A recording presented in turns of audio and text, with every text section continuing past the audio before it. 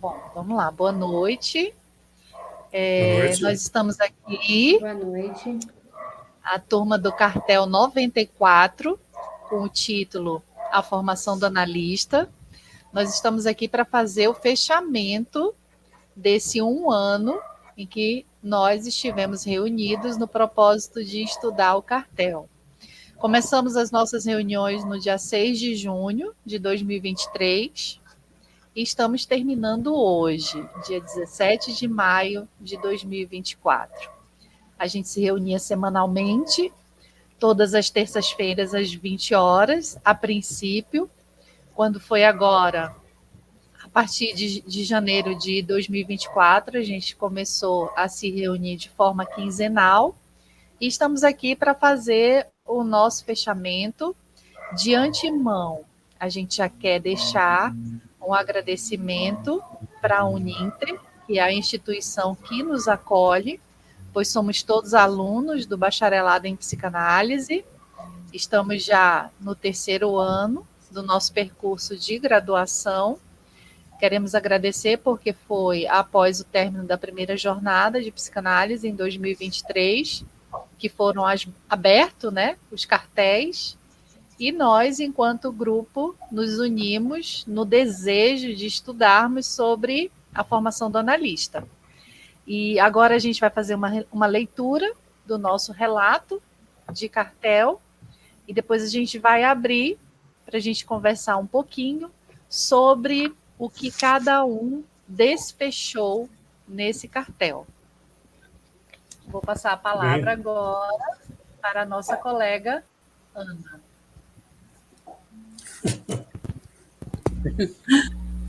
Bom, gente, boa noite. Boa noite. Eu comecei com uma citação, tá? Assim, se queremos mesmo acabar com o elitismo na formação da psicanálise, é fundamental começarmos com a qualidade da humildade em reconhecer que, sem um profundo processo de democratização à análise pessoal e, se for o caso, ao desejo de iniciar uma formação, estaremos apenas contribuindo para uma psicanálise que arrasta consigo a repetição do mal-estar do qual ela é um sintoma. Essa citação está no livro do Alexandre Patrício, Muito Além da Formação, é um trecho do capítulo 4, página 150, do Érico Andrade, que chama Democratização da Formação. Tá? Inicio com a citação do psicanalista Érico Andrade, que abarca, ao mesmo tempo, a urgência de romper com o elitismo da psicanálise para que se possa democratizar a formação dos psicanalistas, o que faz muito sentido se observarmos a realidade socioeconômica brasileira, que há bem pouco tempo atrás tinha como psicanalistas médicos, psiquiatras, psicólogos, retratando uma classe de privilegiados com condições de pagar os caros institutos de formação de primeira linha ou ser aceito nas sociedades psicanalíticas ligadas à IPA, que se converteram num gueto de iluminados, dificultando acesso àqueles que não consideram em condições de participar. Isso se apresenta, ao meu ver, como um quadro de obediência cega a um formato hermético de mais de um século, que não considera as transformações históricas e, concomitante a elas, mudanças nos aspectos psíquicos do sujeito do século XXI, o que vai desde a flexibilização do setting analítico até inovações como a análise online. Diante desse quadro, fica o questionamento: por que não pode a formação dar-se através de uma graduação que possibilite conhecimento teórico, que deverá ser seguido pela análise pessoal e supervisão, para que se possa ter um psicanalista? Até quando a postura elitista por grande parte dos psicanalistas, encoberta por afirmações de ordem ética, atuará como castradora do desejo dos comuns?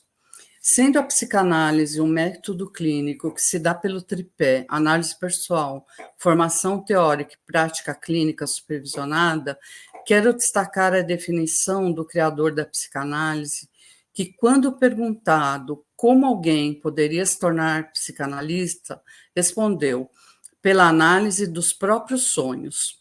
Poucos conseguem. Deve-se submeter ele próprio à análise com um especialista. Essa ênfase na análise pessoal que eu faço aqui, para aquele que se pretende psicanalista, vem da importância desse item do tripé. A formação teórica é fundamental, mas não forma um analista, pois de nada adianta conhecer os principais teóricos, mas não saber ouvir e elaborar. É necessário o desenvolvimento da capacidade analítica, que nenhum curso irá fornecer, pois o analista vai até onde foi em sua análise pessoal. Finalizando, sendo a psicanálise, em sua essência, subversiva, revolucionária, nascida na rigidez da era vitoriana, será capaz de conseguir, desafiando o status quo, como diz o psicanalista Alexandre Patrício, pego emprestada dele essa expressão, dissolvendo a neblina narcísica para uma formação mais democrática e acessível? Termino aqui. Menina, muito bom, muito bom. Patrícia, o senhor que fala agora? Ordem alfabética, A, B, C, D, Gente, falar depois da Ana é um desafio. Gente. Gostei muito, Ana. Realmente Obrigada. muito bom. Muito bom. Na verdade, nós que agradecemos, né? Mas vamos lá. O meu relato, ele tem um caráter mais, diria assim, pessoal e tem o formato dele é mais poético. Eu chamo esse tipo de texto de uma biografia ficcional, porque eu busco retratar nele um período da minha vida que me marcou profundamente e que me levou, com certeza, a estar aqui entre nós, né? E eu busquei expressar isso através dessas palavras. Então, eu vou lê-lo, tá? E depois, a gente mais à frente pode comentá-lo. Vocês me desculpem eu não fazer uma leitura corrente, porque eu estou usando aqui o texto no meu celular e eu tenho uma certa dificuldade com o tamanho da letra. Mas vamos lá. Vou começar com a citação do poema. Deus, ó Deus, onde estás que não responde? Em que mundo, em que estrela tu te escondes, embuçado nos céus? Há 2000 anos te enviei meu grito, e desde então, embalde, corre infinito. Onde estás, Senhor meu Deus? Vozes da África, né, do Castro Alves.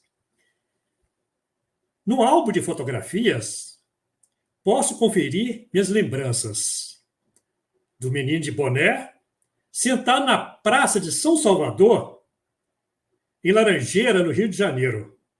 Mas posso ali teve também a minha briga com Deus. Tudo aconteceu de forma ruidosa. Acho que Deus preferia assim. Poeira branca de gesso caindo para todo lado, gritos, mais gritos de uma sonoridade tamanha que em mim não cabia. Mãe sabe das coisas, por isso são tão poderosas. Não vai desobedecer que Deus castiga. Não era uma conversa de esquina, quando cansado o corpo busca uma briga e a prosa não tem compromisso. Não, ali havia uma sentença. Deus castigou mesmo. Era o imperativo de mãe contra o qual Deus sequer usaria. Gregório, que é o personagem desse relato, abrigava-se em um corpo franzino de botas ortopédicas.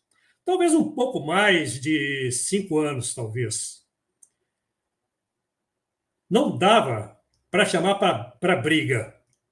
Mas que foi covardia, foi. Como um homem grandão, de barbas brancas, podia castigar um menino? E não foi desses machucadinhos de nada. Foi tipo trombada. Tipo trombada.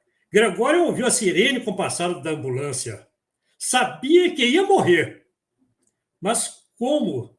Se eu nem conhecia ainda o oceano? Era pertinho ali de casa e eu não conhecia o oceano ainda. Nisso, Gregório caiu num berreiro de dar dó.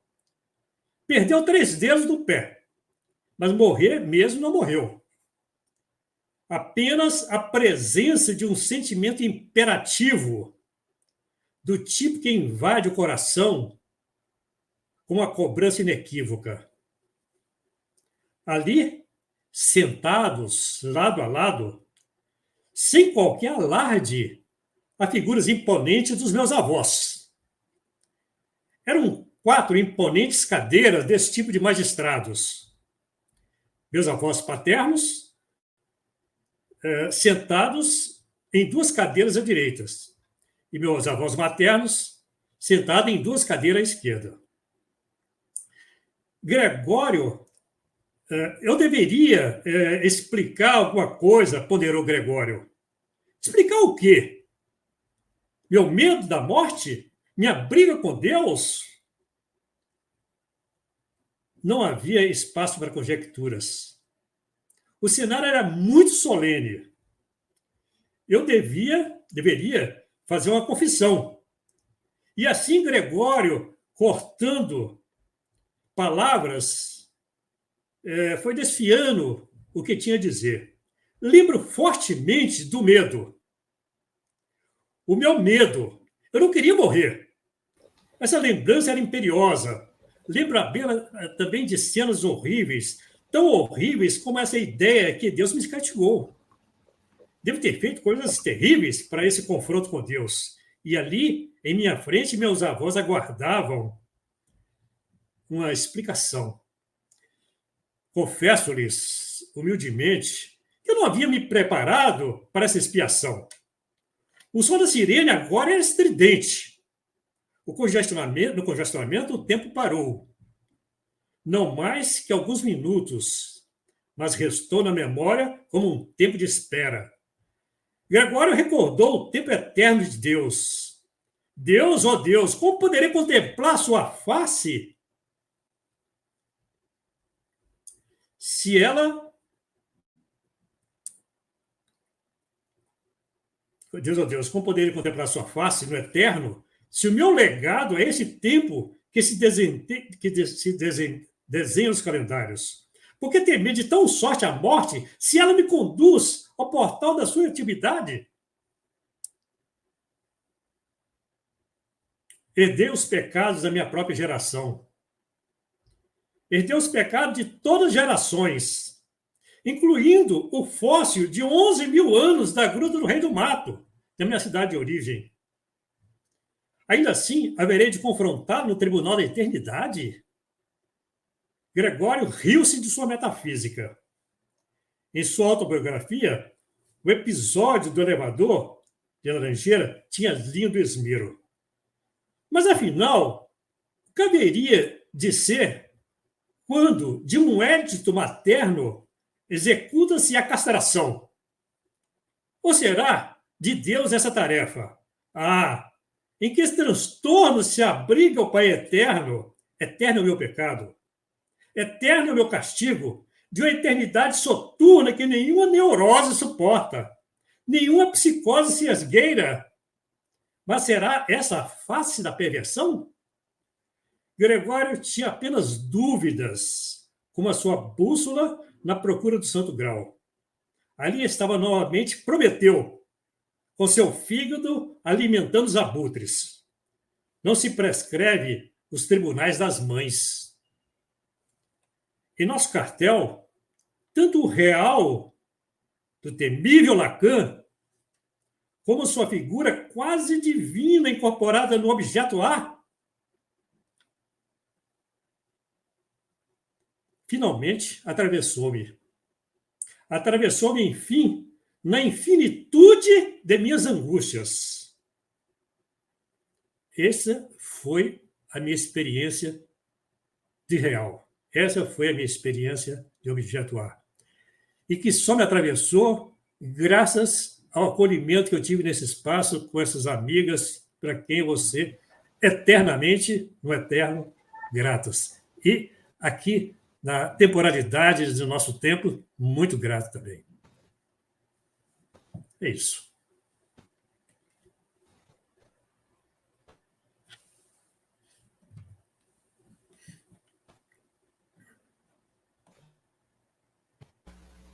Agora é você, Lu.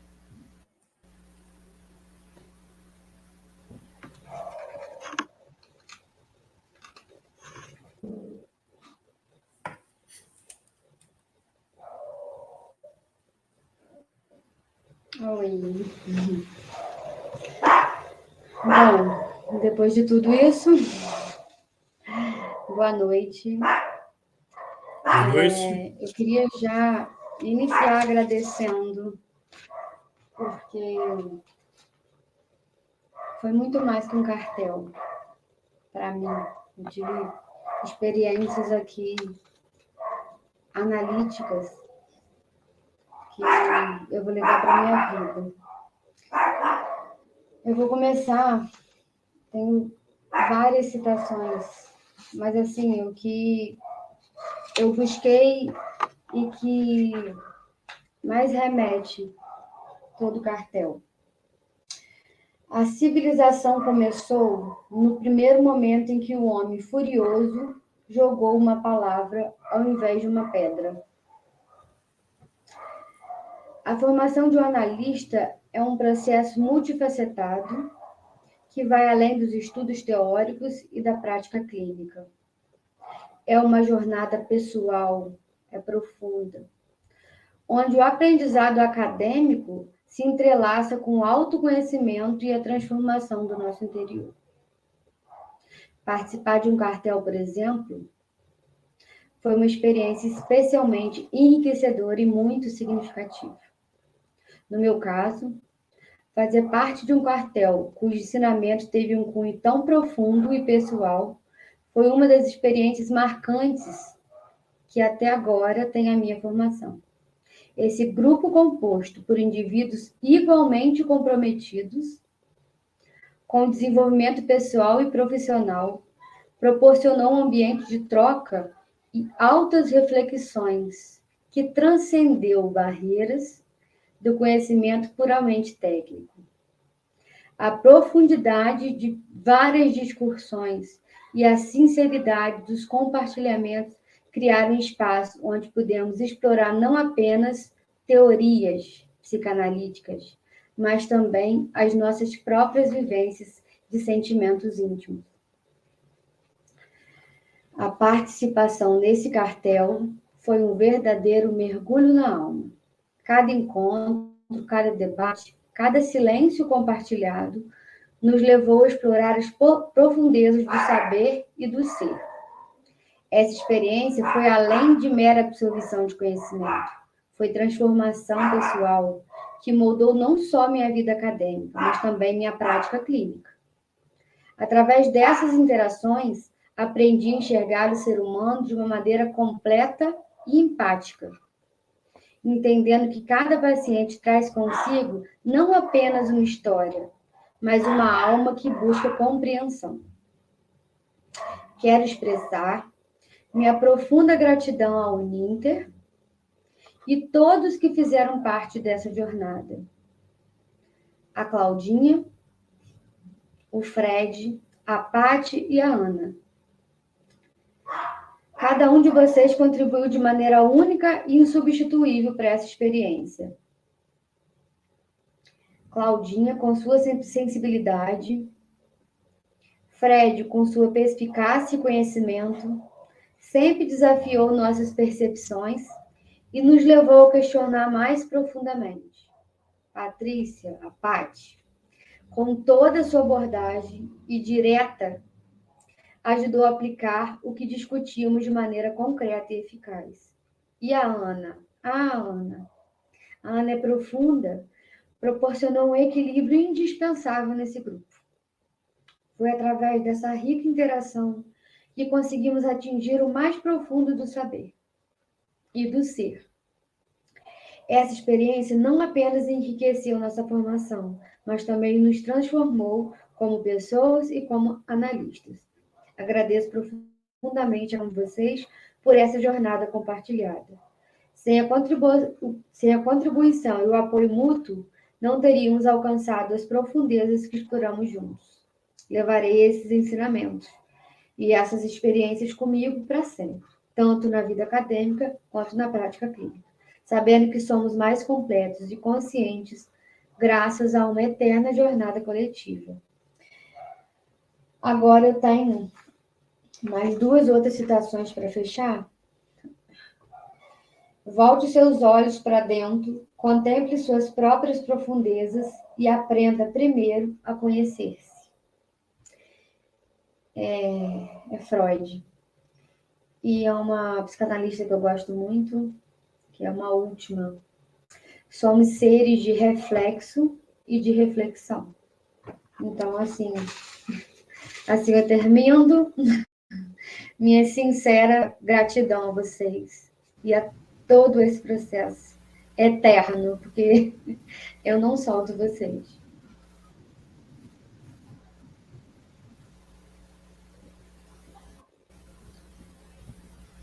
Obrigada, Lu. E aí agora chega a minha vez, né, pessoal? Vamos lá. Eu preparei um textinho também, né, para fazer o encerramento do nosso cartel. E quero começar com uma citação do Freud, de 1926, que está contida no texto dele, A Questão da Análise Leiga, que foi um dos nossos primeiros textos no cartel, que diz assim: se fôssemos criar o que hoje ainda pode parecer fantástico, uma faculdade de psicanálise, nela se haveria de ensinar muita coisa que é ensinada também na escola de medicina, ao lado da psicologia profunda, que sempre seria a matéria principal. Uma introdução à biologia, o estudo mais amplo possível da vida sexual, uma familiaridade com os quadros clínicos da psiquiatria. Por outro lado, a instrução analítica também abrangeria matérias distantes da medicina, com as quais o médico não tem contato em sua atividade, como história da civilização, mitologia, psicologia da religião e literatura. Sem bons conhecimentos nessas áreas, o analista deixaria de compreender grande parte do seu material. Encerramos a citação. Bom, estudar a formação do analista nesse cartel me trouxeram muitos esclarecimentos.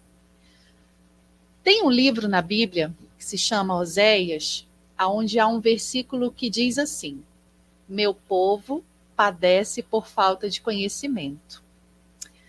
Ao estudar esse tema em psicanálise, realmente eu vi o quanto eu mesma estava ignorante e seguindo de forma muito intuitiva ou de ouvir o que disseram sobre. A gente sabe que o percurso psicanalítico é constante. Essa é uma formação que todos chamam de impossível. E é, porque ela nunca acaba. E, concomitantemente, ela também sempre se refaz. No cartel, a formação do analista, cartel 94, a gente passou por vários escritos. A gente leu Freud, nós lemos Lacan, que foi um desafio. Um desafio que nos levou a ter crises de riso grupais. A gente também leu autores contemporâneos. Começamos a ler o Marco Leite e lemos também o recém-lançado livro organizado pelo psicanalista Alexandre Patrício, intitulado Muito Além da Formação, de 2023. Considerando o meu percurso particular nesse cartel, quando eu sugeri esse tema e chamei vocês, né, para a gente estudar junto esse tema, eu tinha duas indagações que precisavam ser respondidas. A primeira delas diz respeito à graduação em psicanálise. Claro, né? Poderíamos, de fato, considerar este percurso de formação para o pretenso psicanalista? Seria a graduação um percurso teórico? A gente sabe, né, que a formação do psicanalista ela envolve um tripé, que tem como base análise pessoal, o estudo teórico e a supervisão. Eu escrevi, pessoal, na ordem de importância para mim. Como a citação que eu li no início da minha fala, feita pelo inventor da psicanálise, compreendo que sim, uma graduação pode configurar, sim, um percurso teórico para o futuro psicanalista. Usando como base ainda uma outra citação de Fontenelles e Coutinho, bem mais contemporânea, de 2016, que fala sobre as relações entre a psicanálise e a universidade. A citação diz, abre aspas, as relações entre psicanálise e universidade não são recentes. Desde o início da prática clínica de Freud, a psicanálise esteve conectada ao ambiente universitário, trazendo à cena questões sobre ensino, transmissão e pesquisa.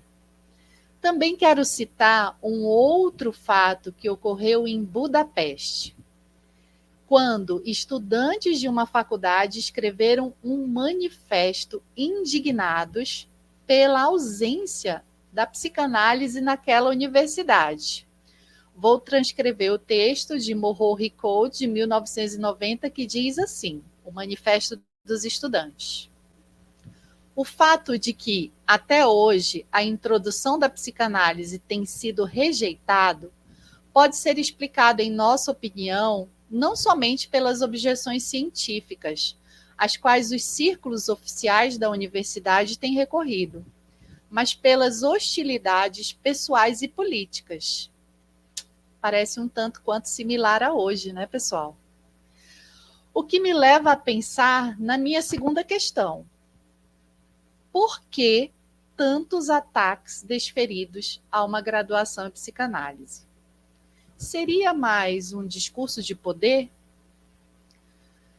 A universidade, que inicialmente acolheu analista de todas as escolas e de todas as teorias, tornou-se objeto de disputa política entre escolas que buscam visibilidade social e recrutamento de novos analistas, alimentando a formação, mas também constituindo relação de poder e disputas entre escolas e universidade.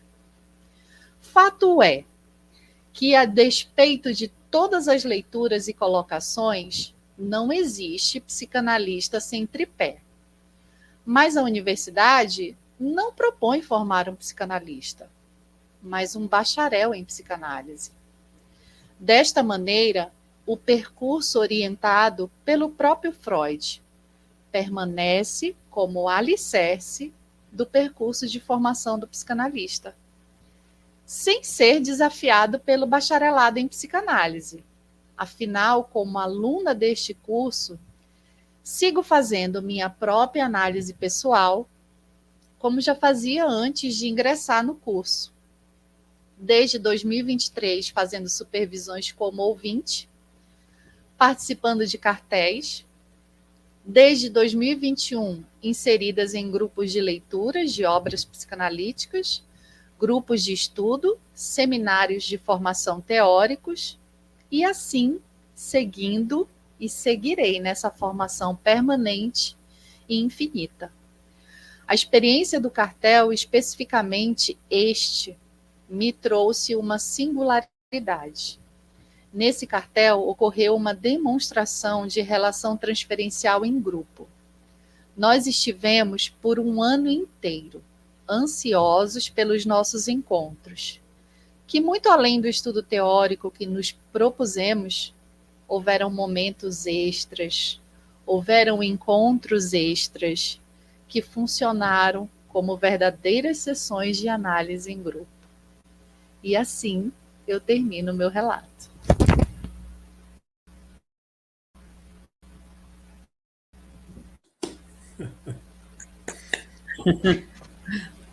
Muito bom, muito bom. Legal. Agora a gente Muito pode bom. comentar livremente. Gente, Chega. eu adorei. Que ia se apresentar para mais um. Pois Mas acho que gente, eu fiz a você apresentação. esqueceu, né? Eu esqueci Eu que eu era esqueci, mais eu esqueci de agradecer.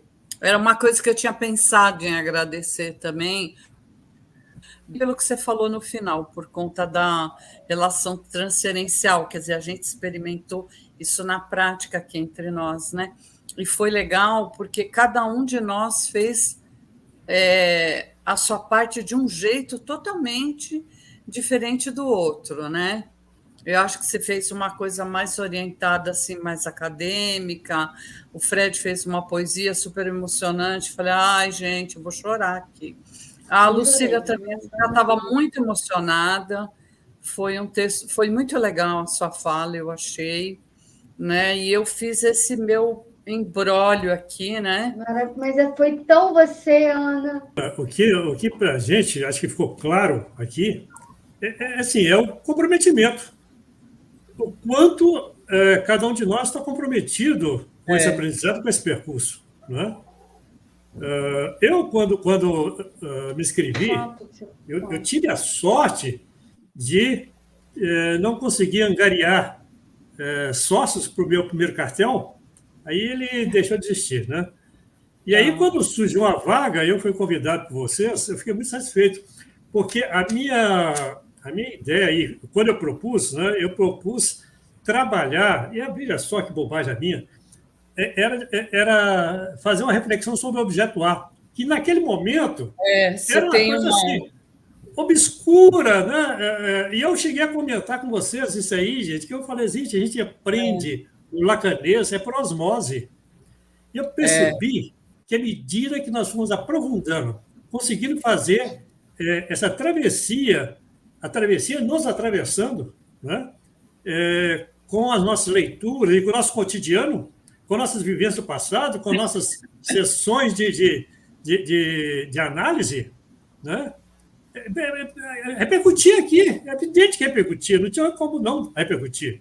Né? A ponto que a riqueza se desdobrou em grupos paralelos, e eu ouso dizer que nós afrontamos as regras do cartel, e por isso deu certo. Modificamos, né? Não, claro, eu acho que deu certo por causa disso. Gente, eu tenho a impressão de nosso caso preso a uma formalidade que naquela época podia ter funcionado, mas na nossa dinâmica funcionou, foi outra, foi o nosso comprometimento. Concordo inteiramente. Tá? E o que permitiu, e esse comprometimento tinha a ver com o que todos vocês falaram, que com essa relação afetiva que foi tão forte dentro do grupo. Né? Essa relação afetiva que nós chamamos aí de amor de transferência. Amor de transferência. Né? E para a gente ficou claro isso, foi forte, né? Foi essa a nossa vivência. E falaste uma coisa agora, Fred, que eu fiquei pensando na Cláudia, né? A gente tem uma integrante que não conseguiu estar aqui hoje, que é a Cláudia, mas ela passou o ano todinho com a gente. E eu lembro de uma vez que a Cláudia relatou para nós, em uma das nossas reuniões, o quanto a compreensão do estudo teórico ficou mais clara para ela, que ela sentia muita dificuldade. Sim. E tanto nas nossas leituras do cartel, como nos nossos grupos de estudo, que muitas vezes a gente fazia os encontros extra para estudar temas abordados na graduação, até mesmo atividades extensionistas que tínhamos de fazer, o quanto isso foi colaborativo e foi fundamental para o nosso aprendizado teórico também, né, de conceitos que principalmente Lacan é muito complicado, muito difícil da gente entender. E essa união do grupo, a relação transferencial e a motivação do cartel foi determinante para a gente alcançar uma compreensão desses conceitos e de muitas outras. Eu digo mais, viu, Patrícia? Sermos transgressores. Eu acho que ser transgressor... Lacan foi um grande transgressor. Freud foi um transgressor, gente. A psicanálise é subversiva. A psicanálise é transgressora. Então, eu insisto nisso. Né? Eu vejo essa forma de fazer transgressão e acolhendo nossa percepção, acolhendo nosso aprendizado, acolhendo o que dá certo. Né? Gente, como deu certo isso aqui? Se nós temos a ousadia de acolher o que deu certo, isso é transgressão. Nós estamos perfeitamente sintonizados aí com os preceitos da psicanálise, sem dúvida. E esse é o nosso aprendizado. Acho que esse é o grande nosso aprendizado. O aprendizado como na formação do psicanalista. Eu acho assim que deu certo, por isso que você falou, Fred, porque a gente transgrediu, né? Eu acho que a Patrícia tem um papel muito importante, porque eu imagino se 1+1 fosse tipo eu, vai. Por isso que de cara eu falei, eu não vou ser o +1.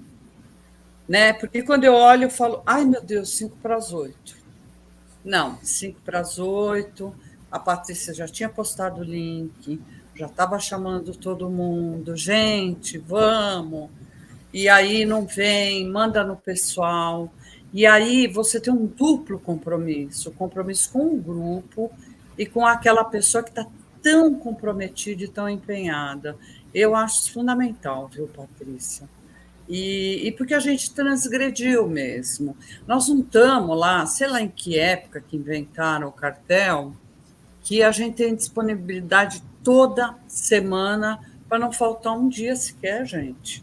Não existe isso. Hoje a vida é outra, a dinâmica é outra. É porque sempre foi difícil. Eu participei de um cartel antes deste, né, por uma outra instituição, onde eu faço seminários teóricos, e sempre é falado sobre isso, o quão difícil é terminar um cartel, né, durante o período que é proposto o estudo. Isso é unânime, sempre ouvi relatos desse tipo. Mas eu tive 2 experiências até o momento, de 2 anos, esse com vocês e 1 ano antes, de cartéis que começaram e encerraram. Porém, acho que o que fica de singular, como eu falei no meu relato, para esse cartel especificamente, realmente foi a relação transferencial. O primeiro cartel não houve tanto isso, foi uma coisa mais direta, seca, era uma coisa bem voltada unicamente para o aprendizado. E a gente teve as 2 coisas. Tivemos o aprendizado, sim, mas também tivemos a nossa transferência estabelecida, né? Porém, o que é difícil de você sustentar no cartel, como a Ana falou, a vida contemporânea, ela está uma loucura, né? Muitas tarefas, muitas exigências. E mesmo que a gente se reúna remotamente, às vezes é complicado pela dinâmica da vida da gente. E é muito difícil você sustentar esse desejo. Como a gente viu pessoas que se inscreveram em 2, 3 cartéis, achando que iam tirar de letra. Já pensou se um só é complicado? Quiçá 3, 2. É praticamente impossível. Fica difícil sustentar, porque você tem que pesquisar, você tem que ler, você tem que estudar. E não dá, porque a gente também tem outras coisas na vida para fazer, né? Então, mas ainda assim, eu ressalto que, sim, a gente é uma exceção a gente conseguiu sustentar o nosso desejo de estudar esse tema, o desejo do outro, como a Ana falou, de vocês me notarem motivadas ali, comprometida, e vocês virem, muitas vezes, eu sei, por causa disso também. Mas é isso é a nossa conexão, isso é a relação transferencial. Porque vocês poderiam muito bem dizer assim, deixa ela lá ficar sozinha até ela cansar e ela vai ver que a gente não vai e ela desliga a câmera e vai embora. Ou então vir sem ler nada do texto, né? Porque é melhor você vir com um texto que eu confesso para vocês, os primeiros eu falava, meu Deus, qual foi o crime que eu cometi de ter que ler esse texto? Né? Porque é bizarro, né? A gente pegou uns textos aí que não é essa fofurice que nem ler um texto do Alexandre, né? Que é fofo, né? Ou até um texto do Marco. Né? Teve um até que foi revoltante. Tem Lacan, gente, que isso, né? Agora eu estou mais conformada. O Winnicott não entendeu Lacan, eu estou me sentindo ótima. Então, eu acho que foi por isso, mas eu acho que a transferência teve um papel fundamental, né? Bom, gente, como não, né? E é interessante, é uma coisa que vale comentar também. Fruto desse tipo de interação, nossas angústias apareciam aqui. Ou seja, se a gente se contentasse em ser apenas um grupo teórico, de abordagem teórica, não seria espaço para essa manifestação. E havia acolhida do grupo para as angústias. E tanto assim que os nossos outros grupos paralelos, para poder aqui continuar rendendo como espaço de estudo teórico, ele abriu campo para a gente colocar essas angústias e elas foram tratadas com seriedade, com competência, com amor, sobretudo. Né? E assim, é uma diversidade de personalidade aqui que eu amo demais vocês, meninas. Você não tem ideia. Vocês não têm ideia. Essa diversidade, eu estou sentindo falta da Cláudia aqui, que eu gosto muito dela também, mas eu acho que essa diversidade também é que nos completou. Ou seja, nós somos singulares e a gente reafirmou essa singularidade da nossa caminhada. Né? E ninguém foi cobrado por ser diferente. Ninguém foi cobrado por ser um igual ao outro, né? Que é essa posição de fala. Que a gente se policiou muito para não entrar no discurso do mestre. Eu acho que essa foi outra coisa assim, extremamente valiosa aqui.